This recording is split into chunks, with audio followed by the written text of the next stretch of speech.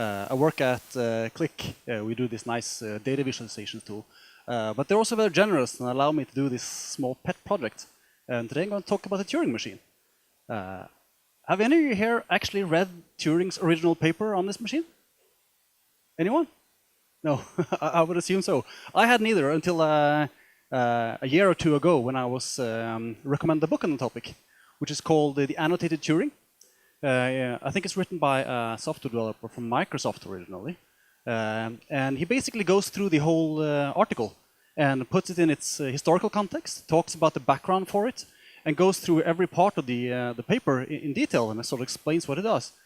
This type of papers can be very hard to penetrate, I found, because they use a lot of annotations that I'm not familiar with at all. But he does this in a way that makes it easy to follow, and it was very, very interesting. And I thought this is a story worth telling, so I'm here today. And hopefully you'll be as thrilled by this as I was when I read about this. And if you want to learn more, I can definitely give you a link to where you can find that book, because it was really nice. Anyway, so the Turing machine. In order to really understand where this comes from, you have to understand a little about this guy. This is David Hilbert. Has anyone heard about him before? A couple of you. You heard about the Hilbert problems? Yeah? Okay, so he was a very distinguished mathematician back in the early 19th century, 20th century. Born in Königsberg in Germany, he was a professor of mathematics at the University of Göttingen, which is also a very distinguished university. A lot of Nobel laureates coming from there, in the first part of the century at least. And in the year 1900, there was a big international congress of mathematics in Paris. And he was given the honor of holding a keynote speech at this congress. And he took the opportunity to take the really big picture of mathematics at the time. And he talked about basically his philosophy regarding what mathematics is. And also he talked about what should be the main problems mathematicians should work on in the coming century. It's a pretty big topic to take in a sense, but he did that. And it's a very inspiring speeches, and that's also available on the internet if anyone wants to look that up. It's called, well, it's in French here, so I'm not going to try to pronounce that, but it translates into Future Problems in Mathematics. And in later publications, it's just simply called Mathematical Problems. And in this, he, among other things, lists 23 problems that he feels will be, or should be, the most important problems that mathematicians should work on in the coming 100 years. The first one of them was actually solved just a couple of months after he did his speech. But some of them have still not been solved. And I can guarantee you that if you're able to solve one of those, you'll become very, very famous. But they're pretty hard though, of course. But more important than this was the way he expressed what he thought what math was and what role it plays sort of in the culture of human beings. And he basically looks on mathematics as riddles. So any mathematical problem is a riddle waiting to be solved. And we as human beings have the capacity to do that if you only put our mind to it and really put in the effort and work on this. And most of all, what he wants to do is to try to find sort of the absolute basic building blocks of what mathematics is. And try to find those sort of fundamental truths from which we can drive everything else. And this was sort of a big project that would evolve through the first decades of the century. And one of the most noteworthy examples is a work called Principia Mathematica, which was a 3-volume work developed by these two mathematicians. Bertrand Russell, actually more of a philosopher than a mathematician, but he was very much involved in this and worked in this groundbreaking work actually. And here they attempt to define the absolute fundamental logical base of what mathematics is. And the goal should be that, in theory, all mathematics as we know it should be derivable from this basic work. So they will be stating a set of axioms and the rules on how to manipulate those axioms. And from those, you should be able to show that any given statement is true. And this is an example of one proof that they had. It's actually taken from Wikipedia, this one, but it's from their original work. And it actually shows a proof that 1 + 1 = 2. This is a pretty basic work they are doing, but they were developing their whole language for doing this and enabling us to reason about arithmetics and mathematics in a very strict logical language. They even added this little note here that the above proposition is occasionally useful. But this was a very successful project in many cases because it formed a whole area of research. And there was research going on in multiple other places as well. Hilbert himself had done work on trying to do the same thing for geometry. They were doing it for arithmetics mainly, but also for other parts of mathematics. And this became one part of what later became to be known as the Hilbert Program. So the Hilbert Program was basically David Hilbert's big quest to find a rigorous way of describing mathematics and how to use it. And this would consist of three main things. The first one was a formalism, basically a language to describe mathematics and the set of axioms or truths that are sort of self-evident, that and intuitively self-evident, that we as humans can agree on that this must be true. And the rules for taking these axioms and combining them in order to gain new knowledge, basically.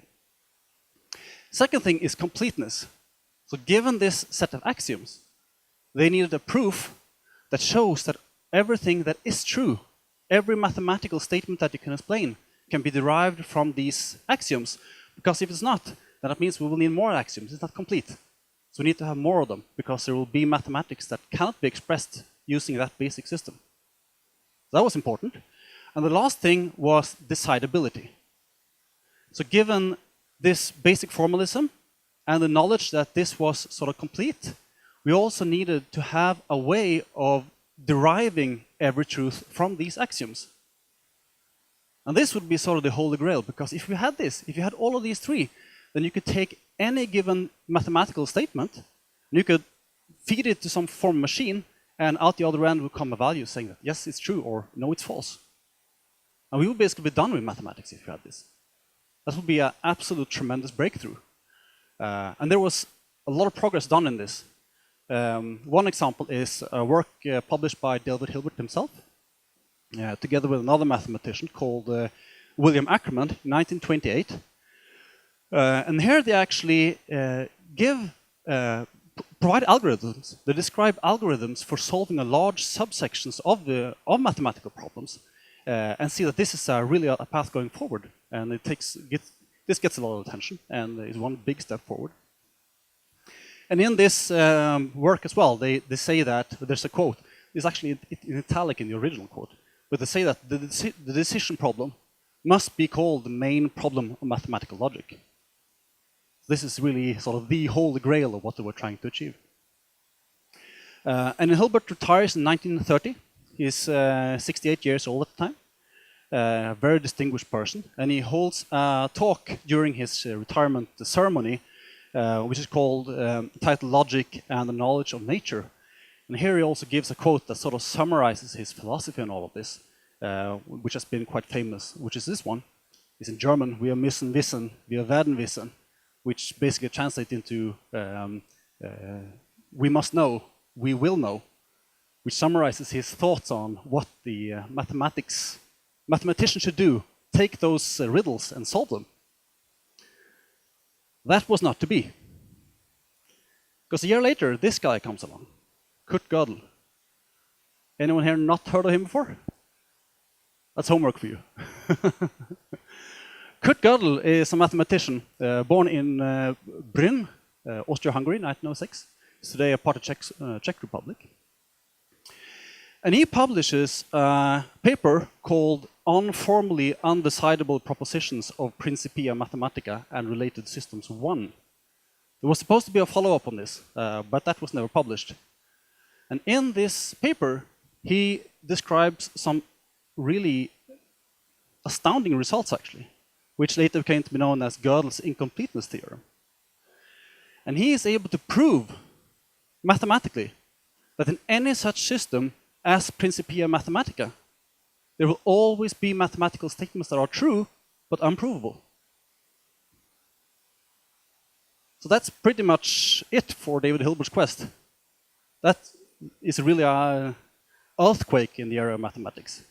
Because the whole thing they were doing, the whole reason for writing Principia Mathematica was gone. They had been working on this for years, basically, and he just said, hey, this is not impossible. And it was a mathematical proof, so there's not much reason arguing with it, right?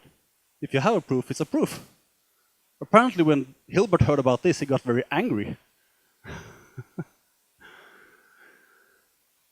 All hope was not lost, though, because even though he showed beyond a reasonable doubt, to put it like that there would be things that we couldn't learn the truth of, it could still be possible to take a problem and show whether or not it was provable. That is not really the same thing as showing whether it's true or false. This shows us that there's a reasonable chance of actually getting to a result. This is called the Entscheidungsproblem. In German, it basically means decision problem. And this is where Turing comes into the picture. So Alan Turing, he was born in London, 1912, went to study in Cambridge, King's College. And during the spring of 1935, he took a course called Foundations of Mathematics. And this was probably where he first ran into this problem. The course covers Gödel's incompleteness theorem. Actually, one of the sort of big things that they would cover at the end was the students would themselves come up with a solution to Gödel's theorem. But in here, they also talked about the Entscheidungsproblem, or the decision problem. And they described it like this. Is there a mechanical process which can be applied to a mathematical statement and which would come up with the answer as to whether it is provable? This must have stirred his imagination, and he took it quite literally, because he started thinking about what would such a machine be capable of doing? What would that look like? So in 1936, in April, he delivers a first draft of a paper on this topic, which he called Uncomputable Numbers with an application to the Entscheidungsproblem. And this is the article that this book I mentioned goes through basically in detail. And the paper describes a fictive machine. So it's important here it is fictive, because he never had any intention of actually building this machine. That is worth to keep in mind. But the fictive machine consists of a finite state machine. Anybody here does not know what a state machine is? A state machine? It's basically a concept where you have a number of individual states and transitions between them, sort of like a graph. So you will find that I'm in a certain state, I can do a certain operation, and then given certain conditions, I will proceed to another state where I will do another set of operations. Like switching gear in a car. I'm in third gear, I can do something else now. The second part was an infinite tape. And it's important that it's infinite. This never stops, so it's infinite in both directions. Again, this is an imaginary machine. It's not something you will actually build. And the last part was a head that can move along this tape. And given the states of the state machine, it would read and write symbols on this tape. So it can move along the tape and read what symbols are there. And given that the state it was in and the symbol it would proceed to a different state and possibly write some symbol. And move along like that. And this machine would be capable of producing what he called computable numbers. So, the first machine he explains then in his paper is this one. This is an example of how he puts this machine into print, basically. So here we have, I'll explain a little what you're seeing here. First of all, we have a configuration. So a configuration is a combination of the state that the machine is in, which is the mconfig, and the symbol that the head is reading at any given moment. So this means that we start off in a state. He always uses B for the first state. So it probably stands for beginning. Then you just have other letters following. So B is beginning and no symbol. And then he has the behavior that should occur based on this specific configuration. So in this case, P stands for print. So in this state, it should print a 0, then move right. And then go to the next. So basically go like this. We start off here in the B configuration. There's no symbol there. So print a 0 where the head is. Doesn't really matter where we start, right? Because it's infinite in both directions. We start off there. Move right based on this. And then we go to the next state C. So we go here. And again, there's no symbol under the head. So we just move right. We do nothing. And then we go to the next state. Then we print a 1. Move right and go to the next state. And here, we move right, and then we go back to B. So we go up to this state again, and then the cycle continues. So this machine will just keep on printing 0s and 1s all the time, like this. And will continue as long as you want. As you can see, he writes on every second square here only. In this machine, that's actually not necessary, but that will become important later. So you'll see why he does that. But he always uses that sort of as a baseline for all the machines. So, how do we make a number of this? Well, we have now this tape with an infinite number of zeros and ones. So if we want to produce a number, we just take those digits and append a 0 point in front of it. And we have a number. Does anyone know what number this is? If you print it in binary? Any guess? No? It's 1/3. This is 1/3 written in binary. So this is a description of a machine that computes the number 1/3. And in fact, any rational number that you can write like this, an integer divided by an integer, will have a repeating sequencer. There's actually a really nice proof for that. I'm not going to go through that here. But this means that any rational number can be printed by using such a machine, by just extending the number of states. So the really interesting thing happens when we have irrational numbers. Like if you want to compute the decimals of the square root of 2, for instance. That will be harder. So the next example he takes in his paper is computing this number. So this is a number that you see, it starts 0.001, 011, 0111. You see the pattern? What is it? Yes, the number ones increments for each loop. And this does not have a repeating pattern. This changes all the time because those sequences of ones become longer and longer. So this is not a rational number. This is an irrational number of some form. So how would you write a machine to compute that? Well, he brings up this machine. It's a little more complex, but I'll go through what it actually does. But first of all, he introduces some simplifications. And the first one we see is that he allows to have multiple operations in each state. But this is just syntactic sugar. As well, he allows you to have multiple symbols here under the head. He says that any symbol like 0 or 1, again, you could just expand this if you want to. And that is important that you can do that. You can always go back to that simple format. Now, that will be important later in this talk. But let's go through this one. So the first state here, B, that's simply an initialization state. So what it does is that it prints these two signs. These are stop signs. In the paper, he uses a Hebrew letter called schwa. So one of those that makes it really hard to read. So I use this one instead. It looks easier to me. But they basically use that sort of as a sentinel at the start. Because in some cases, the head will start moving along to the left. It will use this one to know that it's at the start of where it started printing numbers. So it prints two of these stop signs. Then it prints a 0, another 0. And then it moves 2 to the left. L here. Then it goes to O. So after this one, it will be looking at this 0 here, and we will go to the O state. So what happens here? Well, we're in O. There's a 0 under the head. So we use this row where basically nothing happens. So it goes to Q. And at Q, again, there's a symbol here. So it will be this row. We move 2 to the right and back to Q. So we just loop back to Q. Same thing, there's a 0, so we go there. Now there is no symbol, so we print the 1, then we move left. Then we go to the next state, which is P. P looks like this. So now we're at this square, we're in P, there's no symbol there. So we move 2 to the left, go back to P. So we're just basically moving along the squares and rewinding until we reach this stop sign here. Then we move 1 step to the right and go to F. And F, well, we do the same thing. There's a symbol here. So we move 2 to the right and back to F. So we move along the figures until we reach the end. Now there's no symbol, so we print a 0 and move 2 to the left. Okay, so now we are done the first one here. And we are at this one. So what about this X here then? Where does that come into the picture? Well, to illustrate that, I'll skip another cycle into the loop because now we're going back to O, which is where we start doing the interesting stuff. So we are at O.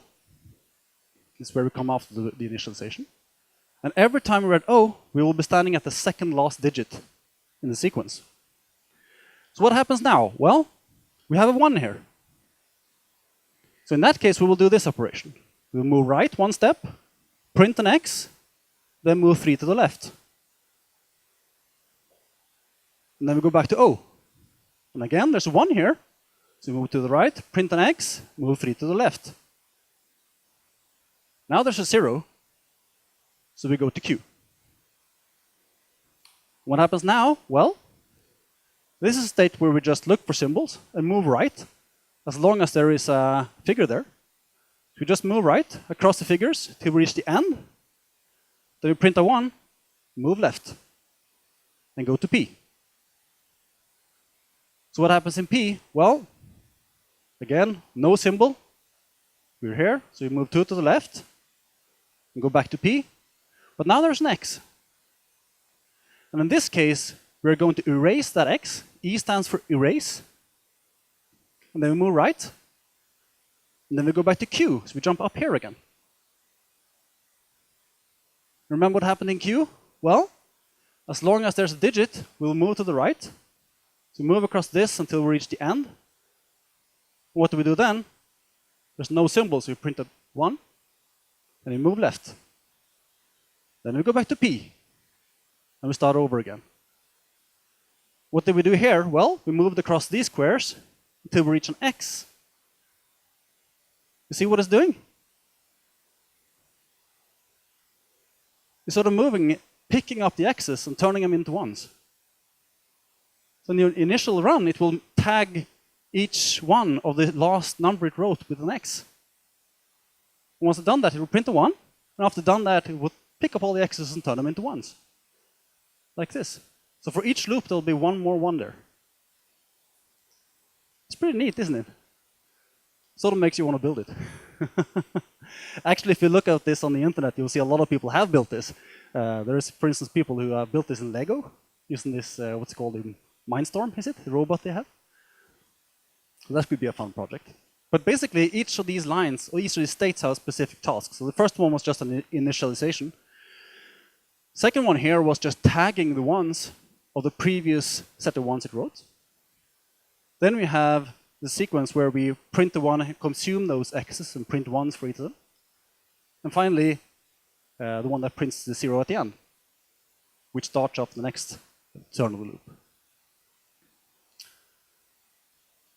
So if you're awake here now, you can see that this is not a very efficient way of doing this. Especially not this part. Because what we've done here is that we have erased all the X's, and then when we've done that, we'll be moving all along the tape until we reach the start, which could be optimized quite a lot. Because we know that immediately when we don't find X's after a certain operation, we should be done. He doesn't care about that. He does not care about performance at all, which must have been quite liberating, working in a computer world. But he could just ignore that, because what he was interested in was what this machine could do, not how fast it could do it. What would be theoretically possible for it to do.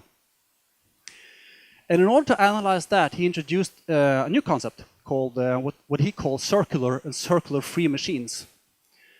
Basically, this is what we today would call machines that crash, machines that hangs. So the first condition is that a machine is circular. He calls it circular if it reaches an undefined configuration. So this is the example of a circular machine. What this does, we start here, and if there's no symbol, then we print a 0, then we go back to B. We didn't move here. So now we go back to this state here, but there is a symbol there. There is a 0. We don't have a definition of what that means, so we are in an undefined state. It's basically a crash. So this machine is circular. Second condition for being circular is this. That is when a machine is unable of printing any more 0s or 1s. So an example would be this. We start off on B, there's no symbol, so you move right and go back to B. This doesn't print anything, it just moves along the tape. That is also a circular machine. And a machine that is not circular is then called circle-free. So the next thing he does in the paper is to describe all these neat little tools, or small machines that do specific operation. For instance, he describes a set of state transitions that would tag a certain sequence of digits or symbols, or a machine that will take two symbols that have, or sequences that have both been tagged and compares them to see if they are identical, or copy one sequence to another place and do things like that. So he races through a lot of these neat little tricks that he will later on need in his paper. But what is always important is that it should be able to go back to this very, very simple format that we saw in the absolute first table, namely that you have just one symbol and one operation during each configuration.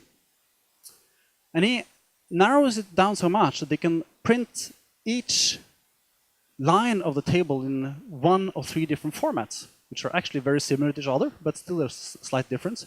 So basically, you can say that any line can be written like this. You have a certain M configuration, certain state of the machine, there's a certain symbol, and the operation is to print another symbol and then move a certain direction, either right, left, or N for neutral, don't move. So erasing something in this case would be simply printing a symbol he calls blank. So instead of erasing that, he introduces blank as a specific symbol. And if you don't want to write anything, that would be the same as writing back the same symbol that was already there.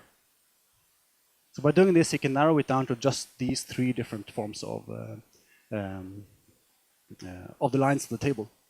And this will then just be sort of indexes for the names of the states. So instead of talking about states B, C, D, he would just say Q0, Q1, and such. And if you use this for the original table that printed zeros and ones indefinitely, it would look like this. So S0 here will now be considered to be the symbol 0, the digit 0. S1 is the digit 1. S2 is blank.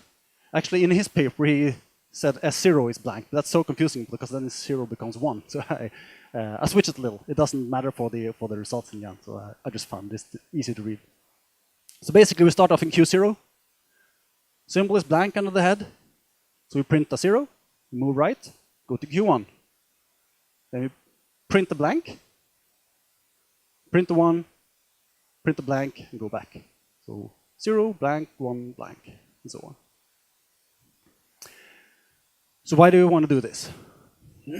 Well, what's neat about this is that it's now very easy to write this just in a uniform way like this. We can serialize this table very easily.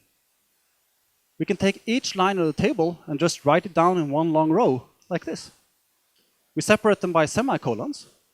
But otherwise, we have now the states, the symbol to read, the symbol to print, the direction we move, and the next state, and so on. And we can go on and simplify this a little. For instance, we no longer need the piece because we know that there's always something written, so we can just remove that one. And the last thing we will do is to do something with these indexes. So instead of having a number used for each of these, so instead of writing Q0 and S2, we take each of these digits that we have here and replace them by a sequence of A's. So instead of writing Q0, we'll just write Q. Instead of writing S2, we would write SAA. Then we end up with this format. And this is what he calls the standard description. This is a standard description of a machine, of a Turing machine, basically. And why do you think he wants to do this? Anyone have a thought? Why do you want to serialize something? You want to write it down. So what he does is he takes this type of format and writes it on the tape and feeds it to the Turing machine. Because then he can build what he calls the universal machine, which is a machine that takes the description of another machine in the standard format and executes that machine. And he goes through in the paper how to describe this, how this could be built, giving all the tools that he had been describing, how to tag the sequences, how to compare those sequences, how to copy them and do such things. And he basically shows how to build this machine, given this set of states that he has. He just invented the programmable computer, which is pretty fascinating. And he ends the description here with a double colon. So this is one single symbol. Yes, they are. So,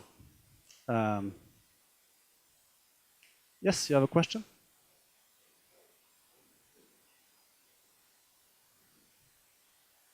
I'm sure he could have simplified it further. He got it as simple as he needed, based on the tools he had already described for manipulating these. So I think it was just easier to find where to start or something. I don't know. Unfortunately, you can't ask him. So, so here we have the universal machine. Have any of you seen the movie about Turing? Yeah, you have? They talk about this very briefly there. The woman comes up to him and says that, hey, you built the universal machine. That is not quite true, though, because what he was doing during the World War did not have much to do with this, actually, unfortunately. But that could be a later talk, because that's very interesting as well. Anyway, so now we have this universal machine that is able to execute any other Turing machine, giving a standard description. But we will do something more with this standard description. So we have this format here. And if we look at it, we can see that it consists of a very few set of characters. We use Q, S, A, R, L, N, and a semicolon. That are just 7 different characters. Now what it does is it says like this. What if we assign a number to each of these characters? So Q is 1, S is 2, and so on, and semicolon is 7. Then we take one of these standard descriptions and replace all the characters by their equivalent number. That will become a very big number. But this is now called a description number. And why is this interesting? What's so special about numbers? Anyone? I guess? We can count them. We can count numbers. So by doing this, he has shown that Turing machines are enumerable. I can start counting 1, 2, 3, 4, 5, 6, and some of those numbers, if I just count long enough, will be numbers that can be turned into standard descriptions. All right. So now we are approaching the core of what he's trying to do. Because now we're going to build a machine we call age. I was thinking about trying to find a better name for this, but I just couldn't. So I just continued using the name that he himself uses in his paper. And this machine age is pretty special. But first we're going to assume that we have 3 circle-free machines that we've already written. First of them is a function or a tool that checks that a certain description number is a correct description number, or a description number that can be turned into a standard description, this serialized format. Most of them won't be, of course, if we start counting, but occasionally there will be 1 or 2 that are correct. That could probably be a little nice exercise to write a program that does that. But we will just assume it's correct, and I think if you are familiar with programming, you will see that this is not shouldn't be too hard, at least, to write a program that does that. Second function we will have is a little more complex. This is called print digit, or I call print digit here. I think he just gives a letter for these as well in his paper.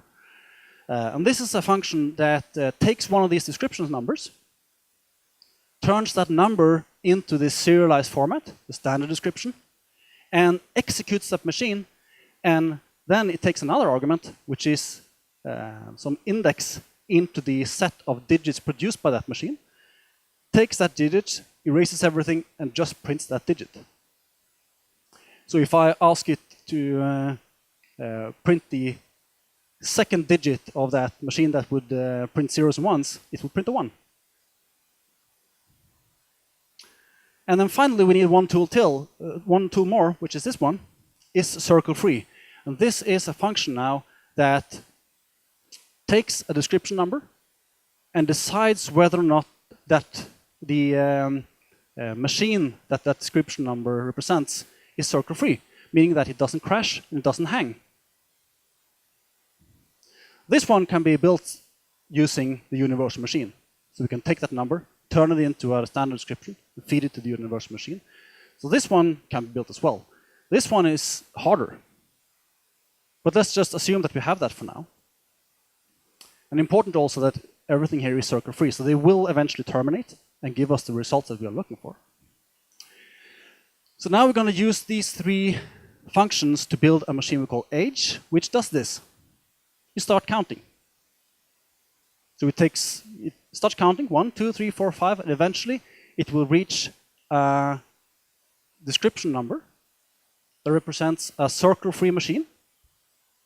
And when it does that, it will print its first number. And it continues counting, 5, 6, 7, 8, whatever, until it reaches the second one, and then it prints the second number from that one, and so on. And if we use some pseudocode to illustrate what this would look like, it would be something like this. So we start off with a description number equals 0, and n here is how many circle-free description numbers we have found so far. And then we just do an infinite loop, where we first check if that description number is correct.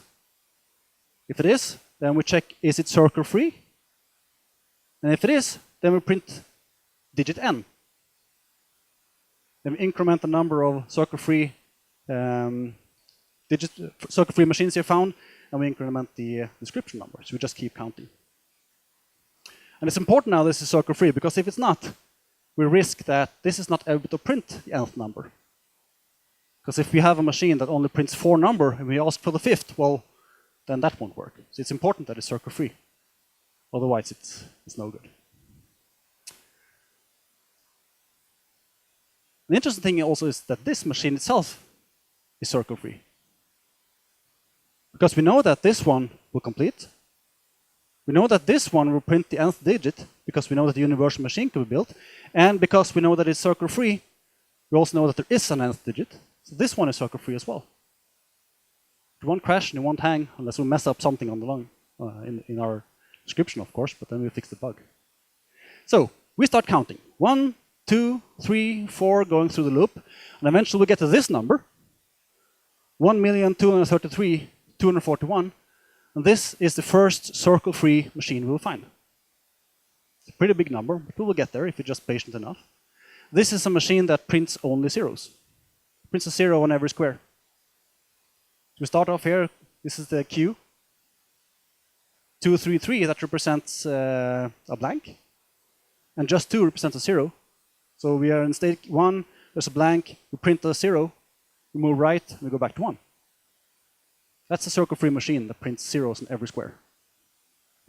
We keep counting, and then we get to this one, which is the second machine, which prints 1s in every square. So the first digit printed by this machine, by H, would be the first one from this one, and the second one from this one, and so on.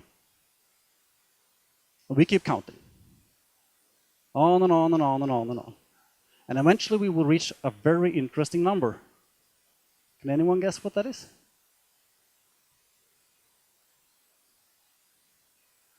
This can be described as a Turing machine as well. And eventually we will reach a number that represents this machine. What happens then? What will it print?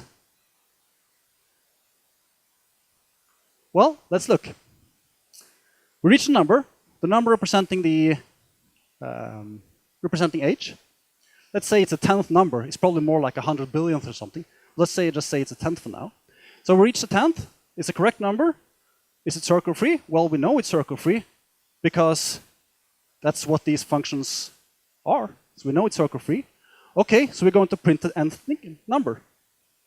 So we're going to print the 10th number of this machine because this is a 10th circle-free machine. What happens then?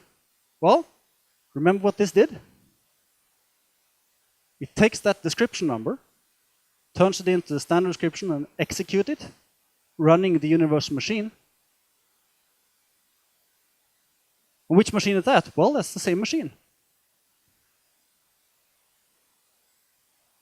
So it comes here, it tries to execute to find a 10th number, it starts looping again from 0, 0, 1, 2, 3, 4, 5, until it gets to the 10th circle-free machine, which again is H. and it's trying to print a digit, and it starts over again, 0, 1, 2, 3, and so on. That's an infinite loop. It will never be able to produce that number. But if it's not able to produce a number, that means it's not circle-free.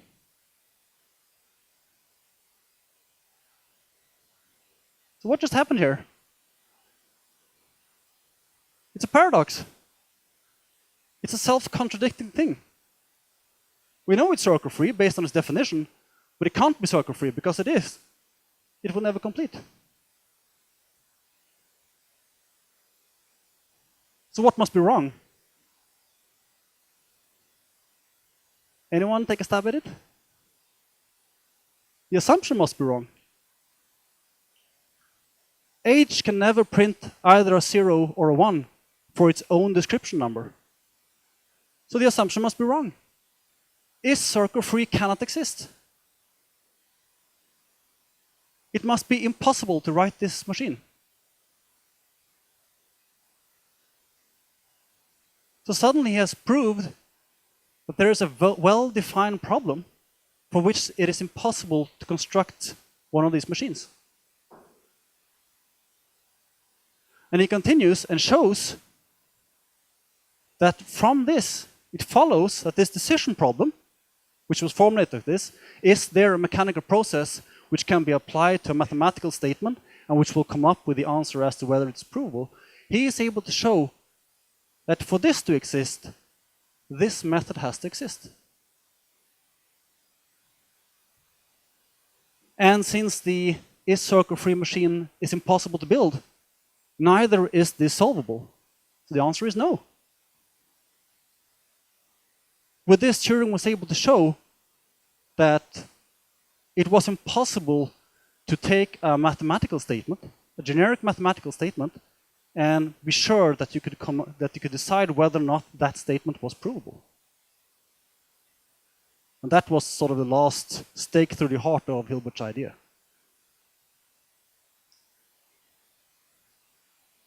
Pretty cool, eh? Unfortunately, there was another guy also working on this problem. His name was Alonzo Church, and he developed something called lambda calculus, which is basically the root of functional languages today. But he published a paper called An Unsolvable Problem of Elementary Number Theory, which basically is sort of similar. I never read this paper, but the same thing there. He is able to come up with a contradiction that shows that there are certain functions that will not be able to compute. And he submits a note in April 15th called A Note on the Entscheidungs Problem, where he shows that his result as well implies that the Entscheidungs Problem is unsolvable. So he published this in April 15. Turing submits his in May 28. That's 6 weeks late. So he was scooped. That must have been pretty annoying. And his teacher, or his supervisor, he got news of this, and he said, okay, I have a student here who's probably going to be totally devastated by this. But what he's done is so original, so I hope that you will find it worthwhile to publishing his work anyway. And they did. And of course, in the end, what he's really famous for here is not the result he came up with, but the way he did it. But in order to publish, there was a condition, and that was that he was told that he had to prove that what the result he had was equivalent to the result that Alonzo Church had. And it did. He was able to write that proof and added this in an appendix, and then it was submitted, and he was able to have this published. And these two then met up. So after this, since they had been working on the same thing, they were told that, hey, you guys should meet up and work together. And after publishing, Turing actually moved to the US and studied under him. So he took his doctorate thesis under Alonzo Church, working on some other parts of logic. Alonzo Church, as I said, lambda calculus that he developed is sort of the foundation of the functional language families within computer science. And he said that he was at a meeting or a dinner or something in the 80s, early 80s, 82, 83, I think, where he was shown some Lisp code by some people working with that. And they talked about how the lambda calculus that he developed was the foundation for these languages. And apparently he said that, I'm sorry, but I don't know anything about computers, but I once had a student who did.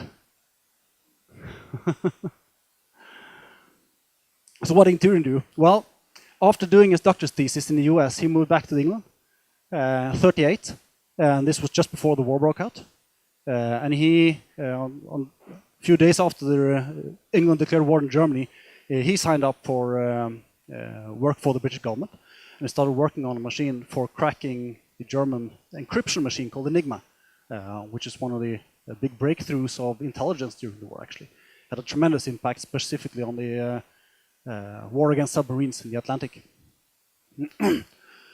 And also after the war, he participated in some of the first computers that were being built, most notably the ACE, the Automatic Computing Engine, which executed its first program in the 1950s. And in reality, Turing became the first computer programmer ever. And he wrote a couple of papers also on how the need for mathematicians will become great in the future, given that we will have these machines to do computing work for us. So how about David Hilbert? Well, probably the fact that his quest was so crushed was one of the least problems he had. He was living in Germany in the 30s. Hitler had come to power. And under the Nazis, Jews were not allowed to teach. And there were plenty of Jews at the University of Göttingen. And they said, many of them, and of course we all know that much worse things happened to Jews in Germany during these years. And they said that during a dinner in 1934, so this is a year after Hitler came to power, Hilbert sat next to the German Ministry of Education. And he got the question that, how is mathematics at Göttingen now that you are free of the Jews? And his answer was, mathematics at Göttingen, there really is none anymore. The academia in Germany was absolutely devastated by many of these persecutions that the Nazis were doing. Later, actually, Hilbert himself also came under suspicion of being Jews. It sounds absolutely amazing today that there could be such a thing, but he did. And apparently his name, David, has a very Jewish origin, so that was one of the reasons why he was falling out of grace with the Nazi government. And finally, he died in 1943. He was 81 years old, so he lived a good life. And this is his tombstone in Göttingen, which you can still see today. And actually, at the bottom here, there's a small inscription. It's very hard to read from there. But on that inscription stands these words, which basically summarizes his whole philosophy on mathematics. It never became like that, but they are still there. What they read is, wir müssen wissen, wir werden wissen. Thank you.